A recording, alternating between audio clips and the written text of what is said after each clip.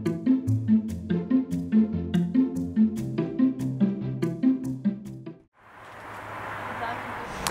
Eleanor, you work for BirdLife Cyprus. Could you just tell us a little bit about why education is so important for you?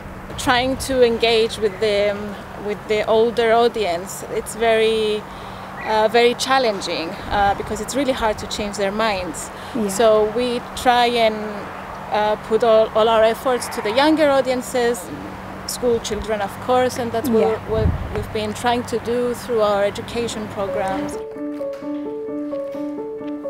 So one of the campaigns that you've done is this 153 bird campaign. So it refers to the number of species affected by illegal bird trapping here in Cyprus. So we launched this campaign, which was basically a drawing competition. We presented some of these bird species and we asked children to take part in the competition by getting to know these birds and drawing them. Oh, that's really, really positive. And you've got some here, so there's 3 folders full here, and we've just picked some out. Absolutely brilliant. So some species that kids in the UK might recognise: chaffinches, perhaps a bit more different, Sardinian warbler, and then these bee-eaters. We've just been outside with these going over. They really sort of create a really great atmosphere. Yeah, they've really gone to town with some of these. They're absolutely splendid. Sort of the amount of obviously some of the kids doing these have obviously put a lot of time into doing them. And check that one out. It's got sparkly wings, swift with sparkly wings. Another thing that you've done here is you've created this board games to use with children. So yeah, show me how it works. The children, they gather in groups of 5 and they choose a pawn. So we have the blackbird, the little owl, the golden oriole, the hoopoe and the roller. Brilliant, yeah. So choose a pawn.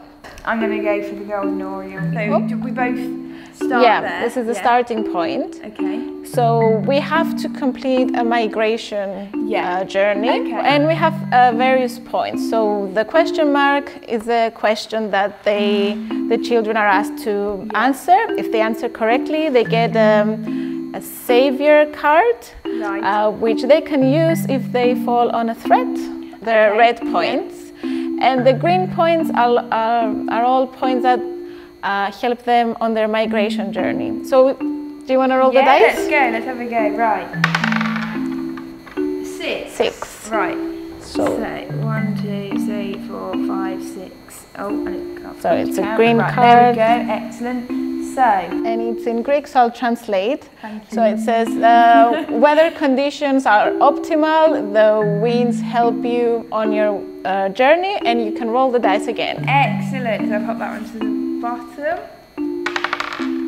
4.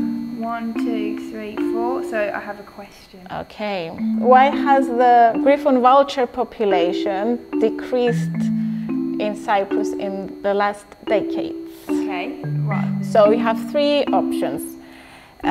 Poison use, lack of food, or both? Both. True. So now you get a savior card. Yeah. You can use if you fall on the red thread. This is exhaustion. You're very tired because of the journey and you need to rest. Yeah. So they're all sort of like typical situations for a bird on migration. It's sort of educating children about that and what happens, and then obviously with the green cards again, it's just exactly the same. So that's really interesting. It's such a good way of approaching it. It's so it's quite quite simple, easy to understand, and it's fun as well. It's great, yeah. I hope you've learned something from these videos and been able to grasp some sort of understanding of the situation that's happening over here, and for those children that live here too, and the effect this could be having on them in terms of the birds which we in the UK too enjoy to see in our gardens, but are unfortunately have this dark cloud looming over, which has this terrible consequence on migratory birds here in Cyprus.